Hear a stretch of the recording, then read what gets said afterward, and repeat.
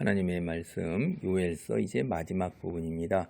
3장 14절로 21절인데 이것이 이제 그 요엘서 전체가 여호와의 날, 무서운 이제 종말의 때고 심판의 날이죠. 그거를 메뚜기 때 재앙, 그래서 자연적인 메뚜기 때의 재앙과 더불어서 이것이 상징하는 것이 이제 군대예요. 군대의 이방민족의 잔혹하고 야만스러운 북방민족의 엄청나게 많은 군대가 이스라엘 민족을 하나님의 도구가 되어 심판할 것이다 라는 얘기를 했고, 그것이 끝이 아니라 이제 너희들이 통에 자복하고 돌아오게 될 것이고, 그때 너희들이 누리는 복, 그것을 갖다가 앞에서도 얘기한 거를 다시 여기에서 이제 반복을 하는 것입니다. 그래서 이스라엘 백성들에게 이 경고를 듣고 하나님께 통해 자복하고 돌아오고 소망을 갖고 하나님의 벌을 인내로 견뎌 나가야 되는 거예요. 3장 14절입니다. 사람이 많으며 심판의 골짜기에 사람이 많으며 심판의 골짜기에 여호와의 날이 가까움이로다. 해와 달이 캄캄하며 별들이 그 빛을 거두도다. 이제 심판 날이 이제 임박한 거예요.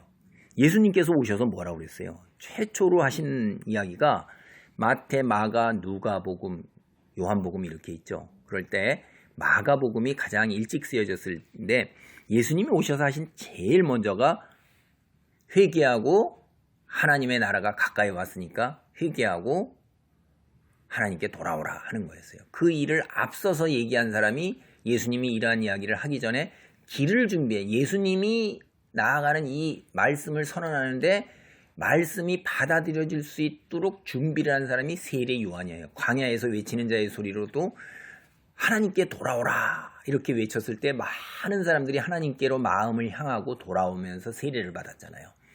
그 하나님께 돌아오는 날, 그 여호와의 마지막 종말의 날이 여호와의 날이 가까운 거예요.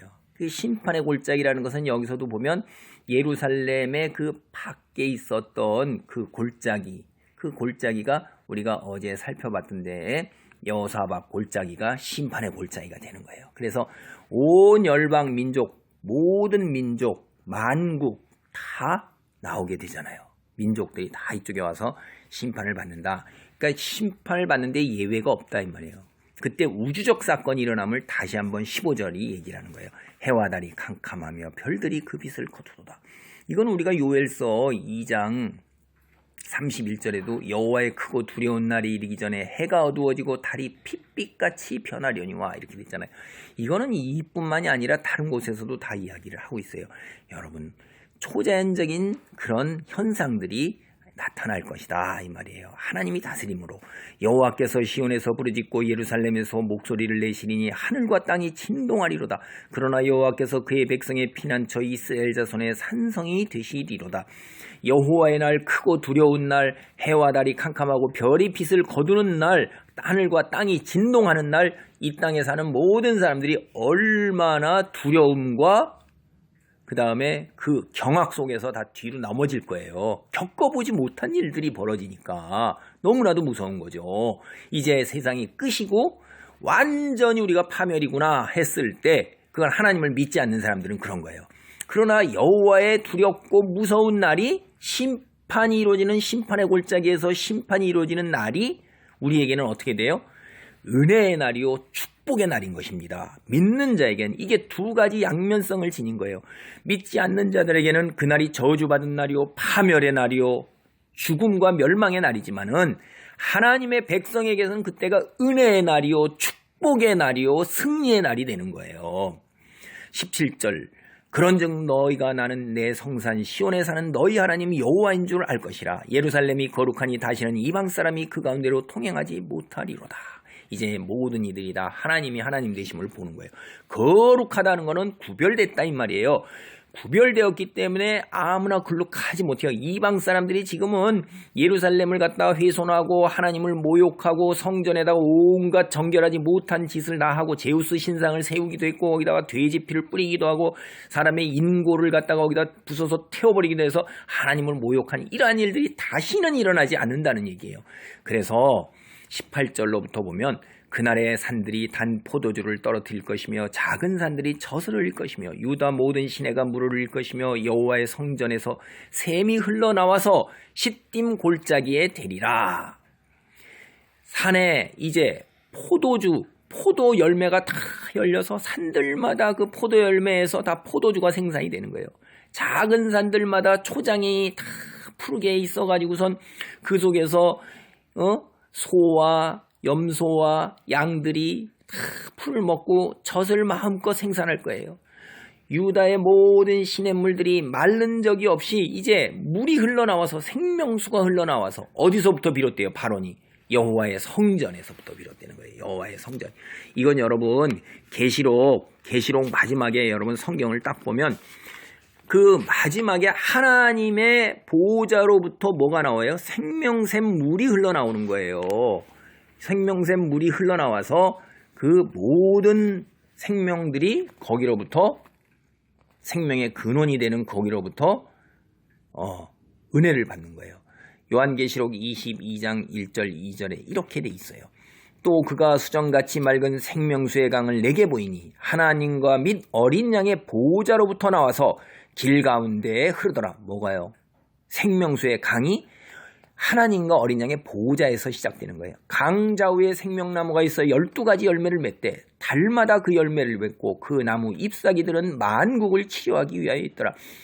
생명수가 하나님 보호자로부터 흘러나와가지고 그 12가지 열매를 맺는 나무, 온갖 열매라는 거죠. 그것이 다 있고 열매와 잎사귀가 온 사람들의 회복과 치유에 소용이 되고 도움이 되는 거예요. 이게 뭐냐면 하나님이 그 근원이라는 거예요. 생명의 근원이라는 거예요. 그래서 여기에 보여요. 여호와의 성전에서 샘이 흘러나와서 시딤 골짜기라는 거는 예루살렘에 있는 그 골짜기 쭉 다 흘러가는 골짜기, 이스라엘의 골짜기 모든 것을 다 대표하는 거예요. 그러나 애굽은 황무지가 되겠고 에돔은 황무한 들이 되니 이는 그들이 유다 자손에게 포악을 행하며 무죄한 피를 그 땅에서 흘렸음이니라. 여러분, 애굽은 세상 사람, 이스라엘 민족이 시작되는 곳에 그들을 노예로 부렸던 곳이에요. 죄악된 세상이에요. 이스라엘을 압제하는 거예요. 에돔은 뭐냐면 하나님의 그 자손임에도 불구하고 세상을 선택한 에서의 자손이라 이 말이에요. 그들은 어떻게 해요?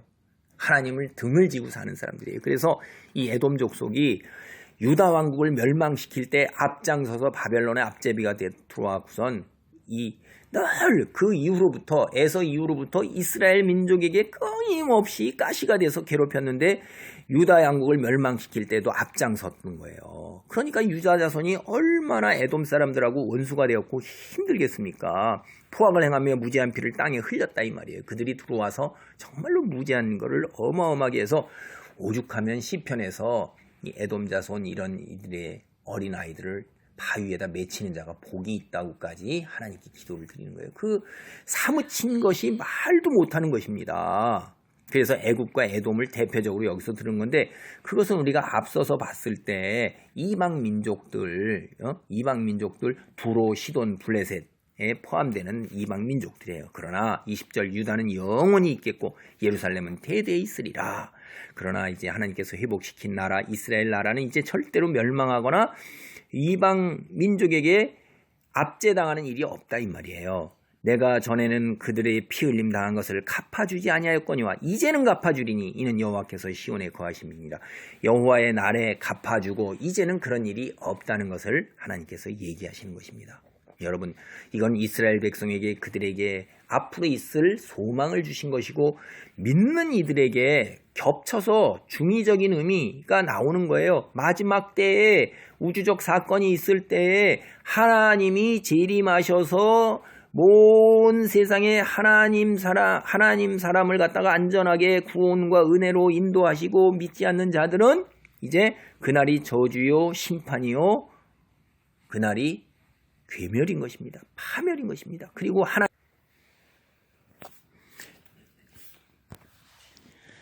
요엘서 전체가 이제 하나님의 심판과 그 다음에 통회에 자복하고 하나님께 돌아오라. 그 다음에 마지막에 이뤄질 하나님의 복을 이야기하는 건데 이것이 우리 그리스도인에게서 중의적으로 다가오는 거잖아요.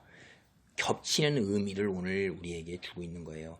하나님의 마지막 때의 심판, 이것이 이제 이루어지는 이후로는 다시는 이제 악한 영들과 그런들의 역사로 인한 이 세상에 불행이 없는 것입니다. 유다는 영원히 있겠고 예루살렘은 대대에 있으리라 하는 하나님의 나라가 영원히 있으면서 그동안 이 피 흘림 당한 것 하나님께서 다 원수를 갚아 주시고 이제 여기에는 놀라운 복만이 있는 거예요.